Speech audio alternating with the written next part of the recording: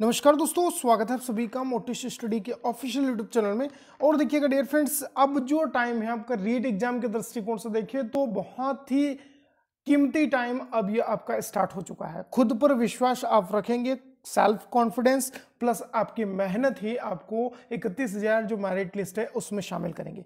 ये आपका 30 प्रश्न मैं यहाँ पर डिस्कस करूंगा पर्यावरण से संबंधित, और यहाँ से देखिएगा कम से कम आपका 3 से 4 प्रश्न आपको हूबहू एग्जाम में देखने को मिलेंगे। सिलेक्टेड प्रश्न है, लाइक कर दीजिएगा, शेयर करना है और सब्सक्राइब कर लीजिएगा यदि चैनल पर नए हैं तो। चलेगा, पहला प्रश्न आपके हैं, छात्रों के वस्तुनिष्ठ आकलन के लिए निम्नलिखित में से किन तकनीकों का प्रयोग नहीं किया जाता है? अपने सविवेक से आंसर करिएगा जल्दी से।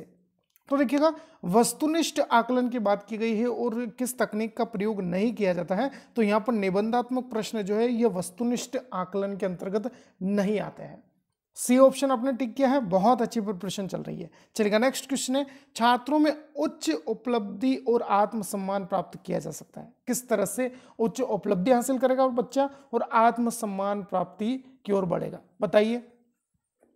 तो देखिएगा, सबसे महत्वपूर्ण है उच्च उपलब्धि की जो आपका एवरेज या कमजोर बच्चे होते हैं उनको जो है, जो अच्छे पढ़ने वाले बच्चे होते हैं उनसे कुछ आपका वर्क दे, आप उनको आया समझ में, उनसे जो है उनको कोऑर्डिनेट करवाए, वो उनकी मदद करे पढ़ने में। तो यहाँ पर सबसे महत्वपूर्ण है कि सहकारी अधिगम का पालन करके। सहकारी अधिगम क्या होता है कि एक अच्छा पढ़ने वाला बच्चा है वो दूसरा जो विशेष रूप से आपका कमजोर है उसकी सहायता कर रहा है पढ़ने में। सी ऑप्शन टिक करिएगा। नेक्स्ट क्वेश्चन है, इनमें से कौन तने की विशेषताओं में शामिल नहीं है, बताइएगा जल्दी से बताइए। तो देखिएगा, यहां पर सबसे महत्वपूर्ण है, तना सदैव धनात्मक प्रकाश अनुवर्तक तथा ऋणात्मक भूमि अनुवर्तक होते हैं या नहीं होते हैं, तो विशेषताओं में शामिल नहीं है। तो देखिएगा, धनात्मक प्रकाश और अनुवर्तक या बात करें भूमि अनुवर्तक की, तो यह आपका तने के अंतर्गत नहीं आता है, ये जड़ से संबंध रखता है। आया समझ में। नेक्स्ट क्वेश्चन आपके लिए है, रेगिस्तानी ओक मुख्यतः कहां पाया जाता है, जल्दी से बताइए, बहुत इंपॉर्टेंट क्वेश्चन। तो देखिएगा, रेगिस्तानी ओक जो है ये मिलते हैं ऑस्ट्रेलिया के अंतर्गत। आए समझ में, ये आपका महाद्वीप है, बहुत इंपॉर्टेंट क्वेश्चन हो जाता है। नेक्स्ट क्वेश्चन की ओर बढ़ेंगे। देखिएगा, क्वेश्चन है, पंचायती राज के स्वर्ण जयंती समारोह में घोषित पंचायती राज संस्थान राजस्थान में कहां खुला है? वेरी वेरी इंपॉर्टेंट क्वेश्चन, इसको आप नोट कर सकते हैं। तो देखिएगा, पंचायती राज संस्थान जो है यह आपका ओपन या आपका खुला है जयपुर के अंतर्गत। आया समझ में, कहां ओपन हुआ है? तो जयपुर में, ध्यान रखिएगा, बहुत इंपॉर्टेंट क्वेश्चन है। नेक्स्ट क्वेश्चन की तरफ बढ़ूंगा मैं। देखिएगा, जो पौधे मरुस्थलीय क्षेत्रों में पाए जाते हैं कहलाते हैं, किस प्रकार के पौधे या वनस्पति होंगी? या तो यह जो है, ध्यान रखिएगा, मरुस्थल की बात आए तो यह जो है संबंध रखता है अपना मरुद्भिद, मरुस्थली या मरुद्भिद पौधे इनको कहा जाता है, ध्यान रखिएगा, बहुत इंपॉर्टेंट है। नेक्स्ट क्वेश्चन बहुत ही ज्यादा महत्वपूर्ण, हरी खाद तैयार की जाती है, जल्दी से बताइए। तो हरी खाद जो है, ध्यान रखिएगा, क्वेश्चन बन सकता है आपसे, तो यह मूंग उड़द जैसी फसलों को उगाकर, या ऑप्शन में बन सकता है कि लेग्यूमिनस जो पौधे होते हैं, लेग्यूमिनस पौधे वही आपका दालों वाली फसलें, मूंग उड़द इस तरह की जो फसलें होती हैं, इनसे जो है आपका हरी खाद की मात्रा जो है तैयार होती है, और ये नाइट्रोजन के आपका मुख्य तत्व होंगे, ध्यान रखिएगा। जो आपका रासायनिक खाद होता है उसके अलावा ऑप्शनल जिसे हम कहते हैं इनको, तो हरी खाद के लिए यह महत्वपूर्ण होंगे। नेक्स्ट क्वेश्चन देखिएगा, निम्न में से कौन सा पक्षी दी गई विशेषताओं से मेल नहीं खाता है, बताइएगा। मैना झटके के साथ गर्दन को इधर उधर घुमा सकती है, उल्लू गर्दन को लगभग 360 डिग्री पर घुमा सकते हैं, कौवा संतान पर जीविता है, मतलब यह कि कोयल होती है उसको, सॉरी, कोयल का जो बच्चा होता है उसको यह आपका पालता है, या फिर तोता आवाज की नकल कर सकता है। तो कौन सी विशेषता यहाँ पर पक्षी दिए गए हैं उनके गुणों से संबंधित नहीं है। तो देखिएगा, कौवा संतान पर जीविता, मतलब ये होता है कि यह अपनी खुद की संतान को जो है ध्यान नहीं रखता है और दूसरे की संतान को यह पाल सकता है, तो विशेषताओं में शामिल नहीं है।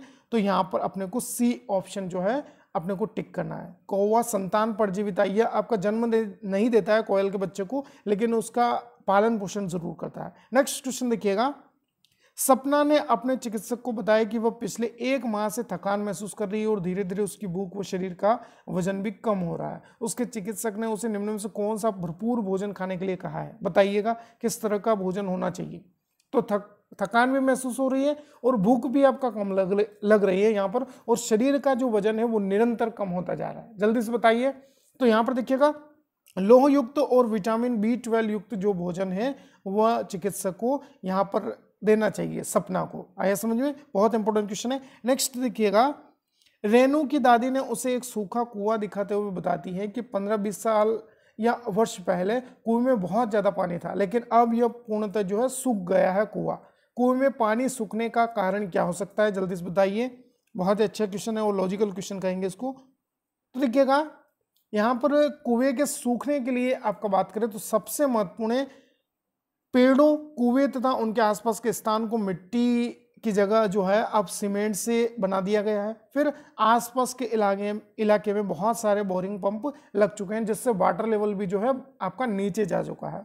इससे है स्वाभाविक आपका बनता है कि कुआं जो है सूख जाएगा। मतलब अपने को कौन सा ऑप्शन टिक करना है? पहला और दूसरा, यहाँ पर दोनों पॉइंट जो है सही होंगे। चलिए नेक्स्ट है, भारत के किस राज्य की सबसे लंबी सीमा बांग्लादेश के साथ लगती है? बताइएगा। तो देखिएगा बांग्लादेश के साथ सबसे ज्यादा जो सीमा लगती है यह पश्चिम बंगाल की लगती है। आया समझ में?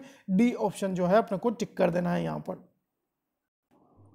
देखिएगा नेक्स्ट क्वेश्चन है, वस्तुओं की निम्नलिखित में से कौन सी विशेषताएं यह निर्धारित करती है कि वह पानी में तैरेंगी या डूब जाएगी? बताइएगा। तो देखिए बात करें विशेषताओं की जो वस्तुओं के अंतर्गत है कि वो पानी में डूबेगी या नहीं डूबेगी, तो यह आपका डिसाइड करता है द्रव्यमान और आयतन। आया समझ में? डी ऑप्शन अपने को ध्यान में रखना है। द्रव्यमान और आयतन यहाँ पर अगर वस्तुओं के गुणों में शामिल है तो वो आपका डूबेगी पानी में या तैरेंगी या उनके आपका नेचर या प्रकृति पर डिपेंड करेगा। नेक्स्ट क्वेश्चन है, राष्ट्रीय पाठ्यचर्या की रूपरेखा 2005 के अनुसार प्राथमिक स्तर पर पर्यावरण अध्ययन का उद्देश्य क्या होना चाहिए? जल्दी से बताइए। ये क्वेश्चन 101% आने की संभावना है। तो देखिएगा प्राथमिक स्तर पर सबसे महत्वपूर्ण अवलोकन, मापन और भविष्यवाणी करने के कौशलों का विकास करना, कि जिस तरह से बच्चा जो है सीख रहा है, जैसे आपका गिनती है, भाषा हो सकती है, अपनी मातृभाषा के माध्यम से आप भाषा शिक्षण करवा रहे हैं बच्चों को, तो यहाँ पर हम भविष्य के बारे में कह सकते हैं कि बच्चा किस तरह से विकसित होने वाला है और आगे उसका भविष्य क्या रहने वाला है। पहला ऑप्शन अपने को यहाँ पर टिक करना है। चलिए नेक्स्ट क्वेश्चन आपके लिए है, किस प्रकार से एक ईवीएस शिक्षक छात्रों को वातावरण में चीजों की परस्पर निर्भरता के संबंध में समझा सकता है? जल्दी से बताइए। देखिए बहुत ही हार्ड लेवल के क्वेश्चन मैंने पिक किए हैं आज, इससे ज्यादा कठिन नहीं आएगा। तो देखिएगा अपने वातावरण के या अपने आसपास की चीजों के बारे में निर्भरता बताना है तो सबसे महत्वपूर्ण है कि शिक्षक द्वारा छात्रों को छोटी छोटी वीडियो क्लिप दिखाकर प्राकृतिक वातावरण के विभिन्न घटकों की परस्पर निर्भरता की व्याख्या तथा उनका सार संक्षेपण करके यहाँ पर सहायता करनी है। जैसे कि पेड़ पौधे हो गए, पेड़ पौधों की छोटी सी आपका फिल्म दिखा दी आपने, जो आपका पालतू जानवर है उनके संबंध में कुछ बताया आपने वीडियो, तो इनसे जो है बच्चा जल्दी और आपका लंबे समय तक याद रख सकता है इन चीजों को। ध्यान रखिएगा, बहुत ही अच्छा क्वेश्चन कहेंगे इसको। नेक्स्ट है, निम्न में से कौन सा सक्रिय अधिगम का कारक नहीं? बताइएगा।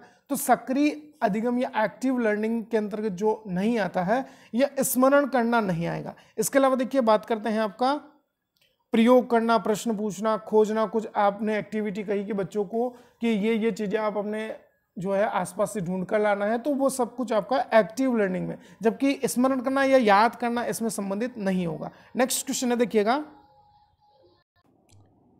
नेक्स्ट क्वेश्चन है, निम्नलिखित बिंदुओं को पढ़ना है। विशेषीकृत भाषा का प्रयोग करना है, नए ज्ञान को पिछले ज्ञान से जोड़ना है, समूह अधिगम को शामिल करना है, छात्रों की सक्रिय भागीदारी, दृश्य श्रव्य साधनों के उपयोग के माध्यम से बढ़ावा देना। तो यहाँ पर जो है ईवीएस का अध्यापन करते समय प्रासंगिक नहीं है पूछा है, विशेष ध्यान देना है अपने को। तो कौन सा संबंधित नहीं होगा? बताइए ईवीएस के अध्ययन के स्वरूप। तो देखिएगा विशेषीकृत भाषा का प्रयोग करना, यहाँ पर देखिएगा बच्चों को प्राथमिक स्तर है तो आप मातृभाषा के माध्यम से सभी विषयों का अध्यापन करवाएंगे, जबकि विशेषीकृत भाषा का प्रयोग आप यहाँ पर नहीं करेंगे। क्यों नहीं करेंगे? क्योंकि बच्चे की आयु क्षमता, उसकी आपका सीखने की जो आपका विधियां हैं और वो किस प्रकार से सीखता है, तो उसके परिपक्वता स्तर से या ऊपर की चीजें हैं, तो विशेषीकृत भाषा का उपयोग आप नहीं करेंगे। आया समझ में? चलेगा नेक्स्ट क्वेश्चन की तरफ बढ़ेंगे। बहुत इंपॉर्टेंट क्वेश्चन है, आयो अंग्रेज मुलक रे ऊपर कविता के रचयिता कौन है? देखिएगा ये पर्यावरण के अंतर्गत पूछा गया प्रश्न है, ध्यान रखिएगा। तो यह किससे संबंध रखता है? राजस्थान की आपका संस्कृति, यह सांस्कृतिक जो विरासत है उससे संबंधित प्रश्न है, ध्यान रखिएगा। तो देखिएगा जो यहाँ पर दिया है कविता आयो अंग्रेज मुलक रे ऊपर, ये जो संबंधित है आपका कवि बांकीदास से। आया समझ में? कवि बांकीदास आपका जोधपुर राजघराने के अंतर्गत मान सिंह जी थे, उनके दरबारी कवि माने जाते हैं, ध्यान रखिएगा। नेक्स्ट है पर्यावरण अध्ययन में छात्र द्वारा ग्रहण किए गए ज्ञान व कौशलों का पता किस परीक्षण द्वारा लगाया जाता है। तो देखिएगा जो कुछ भी आपने सीखा है, चाहे आप ज्ञान आपका ग्रहण कर रहे हैं, ज्ञान आपका विकसित कर रहे हैं बच्चों में, या फिर कौशलों का अर्जित होना या कौशल जो है सीख रहे हैं, ये निष्पत्ति या आपका रिजल्ट्स जो होंगे उनके माध्यम से हमें पता चलेगा। नेक्स्ट क्वेश्चन देखिएगा, विद्यालय में बेहतर पर्यावरण उपलब्ध कराने के लिए डॉक्टर की व्युक्ति कम सुनने व कम दिखाई देने वाले को आगे बिठाना तथा निर्बल व कुपोषित के लिए विश्राम का कालाश निश्चित करने का सुझाव किस मनोवैज्ञानिक ने दिया है। तो देखिएगा एक अच्छा विद्यालय कौन सा होता है, जो सर्व सुविधा युक्त हो। तो यहाँ पर जो है ये सभी जो सुविधाएं आपका सुझाई है या स्किनर ने आपका सुझाई है। नेक्स्ट क्वेश्चन बहुत इंपॉर्टेंट, स्प्रिंगर ने व्यक्तित्व को 6 आपका भागों में बांटा है या 6 भेद बताए हैं व्यक्तित्व या पर्सनालिटी के। उनका पर्यावरण अध्ययन के क्षेत्रों से सीधा संबंध है। इन 6 भेदों का सही विकल्प क्या है? देखिएगा स्प्रिंगर जो है या स्प्रेंगर है वह संबंधित है सीडीपी से, ध्यान रखिएगा। बाल विकास के अंतर्गत आपका इनकी जो भेद है या प्रकार है वो बताए गए हैं। अब यहाँ पर इसको पर्यावरण अध्ययन से भी जोड़ दिया गया है, बताइए। तो आपका जो भेद आप पढ़ेंगे तो उनको अच्छे ढंग से पढ़ना है, क्योंकि सभी सब्जेक्ट के लिए आपका यह महत्वपूर्ण है। तो देखिएगा यहाँ पर आर्थिक, राजनीतिक, सामाजिक, सैद्धांतिक और धार्मिक, और इसके अलावा सौंदर्यात्मक जो प्रकार होगा व्यक्तित्व का, यह जो है पर्यावरण के अंतर्गत शामिल किया जाएगा। पहला ऑप्शन जो है अपने को टिक करना है, ध्यान रखिएगा। नेक्स्ट है परितृप्ति एवं प्यास के केंद्र मानव मस्तिष्क के निम्नलिखित में से किस भाग में अवस्थित होते हैं। मतलब कुछ भी आपका परितृप्ति या संतुष्टि मिलेगी, या जैसे हमें भूख लग रही है तो खाना खा लिया है तो यह परितृप्ति हो गया आपका, और प्यास लग रही है मतलब पानी पीना है आपने, तो यह जो है आपका भाग होंगे अग्र मस्तिष्क के भाग होंगे। अग्र मस्तिष्क में हाइपोथैलेमस ग्रंथियां, इसके अलावा अंतःस्रावी जो ग्रंथियां होती है वह हार्मोन्स आपका निरंतर रूप से आपका स्त्रावित करती है, जिसमें भूख, प्यास, प्यार, घृणा, ये सभी जो है आपका सेंटर होते हैं। पहला ऑप्शन अपने को यहाँ पर टिक करना है। चलिए नेक्स्ट क्वेश्चन आपके लिए है, सेल्सियस तथा फ़ारेनहाइट थर्मामीटर एक समान पाठ्यांक दर्शाएंगे, बताइएगा। तो देखिएगा फ़ारेनहाइट बात करें या सेल्सियस पैमाने की बात करें तो थर्मामीटर जो है -40 डिग्री जो है यह आदर्श ताप होगा, जिस पर जो है एक समान पाठ्यांक यहाँ पर प्रदर्शित होगा, ध्यान रखिएगा। नेक्स्ट है किस वैज्ञानिक ने अपने आविष्कृत यंत्र संकुंचन मापी को कुंचनमान संस्कृत नाम दिया था, जो इंग्लैंड पहुंचकर कंचनमन हो गया था, बताइएगा। तो यह जो संबंध रख रहा है डॉक्टर बिरबल साहनी का, यह आपका यंत्र होगा कौन सा, कंचनमन या कुंचनमान, इसका संस्कृत नाम है या आ सकता है एग्जाम में, ध्यान रखिएगा, क्वेश्चन बहुत इंपॉर्टेंट है। नेक्स्ट है नींबू में कौन सा अम्ल पाया जाता है, जल्दी से बताइए। तो नींबू में जो है ध्यान रखिएगा साइट्रिक एसिड या साइट्रिक अम्ल मिलता है। नेक्स्ट क्वेश्चन है थायरॉक्सिन के कम स्त्रावण से होने वाला रोग कौन सा है, जल्दी से बताइए। तो थायरॉक्सिन यदि जो है आपका कम स्त्रावित होगा तो इससे मिक्सोडेमा जो रोग है वह हो सकता है। बी ऑप्शन अपने को टिक करना है। नेक्स्ट क्वेश्चन देखिएगा, चलते हैं, निम्न में से किसका संबंध मलेरिया से है, जल्दी से बताइए। मलेरिया से प्रभावित क्या हो सकता है, तो देखिएगा जो WBC है या सफेद रक्त कोशिकाएं जो है उनमें प्लाज्मोडियम या मलेरिया परजीवी जो मिल जाते हैं, उससे क्या होता है कि मलेरिया रोग हमें हो जाता है, मलेरिया बुखार, आया समझ में। नेक्स्ट है पानी की सफाई के निम्नलिखित में से कौन सी विधियों या उपकरण पानी की मलिनता साफ करने में सहायता, मतलब गंदा जल है तो वो किस विधि से आपका सही हो सकता है, बताइएगा। तो गंदे जल को या मलिन जल को हम साफ कर सकते हैं फिटकरी डालकर, आया समझ में, पहला ऑप्शन टिक करिएगा। नेक्स्ट है निम्नलिखित में से कौन से राज्य यात्रा मार्ग में आएंगे यदि कोई व्यक्ति ट्रेन द्वारा गुजरात से केरल तक की यात्रा करेगा, जल्दी से बताइए। तो देखिएगा गुजरात से हमें केरल जाना है तो कौन कौन से स्टेट या राज्य या आपका नेशनल हाईवे या स्टेट हाईवे पड़ेंगे, बताइएगा। तो देखिएगा सबसे महत्वपूर्ण है कि गुजरात से हमें जाना है केरला, तो कौन सा स्टेट आ सकता है, तो यह महाराष्ट्र और कर्नाटक, आया समझ में। गुजरात कहाँ है, गुजरात यहाँ है आपका, और यहाँ से हमें चलना है केरला की ओर, मतलब नीचे की ओर, तो महाराष्ट्र बीच में आएगा और कर्नाटक इस साइड में जो है आपका कर्नाटक है, और केरल जो है यहाँ पर होगा, ऐसा समझ में। तो सी ऑप्शन टिक करिएगा। आपका मैप से संबंधित प्रश्न है। पीतल किससे बनती है, ये प्रश्न पक्का आने वाला है, जल्दी से बताइए। तो यह जो है तांबा और जस्ता का मिश्रण है पीतल। नेक्स्ट क्वेश्चन है, एनसीएफ के अनुसार ईवीएस को एक संयुक्त विषय के रूप में पढ़ाने का अर्थ क्या है, जल्दी से बताइए।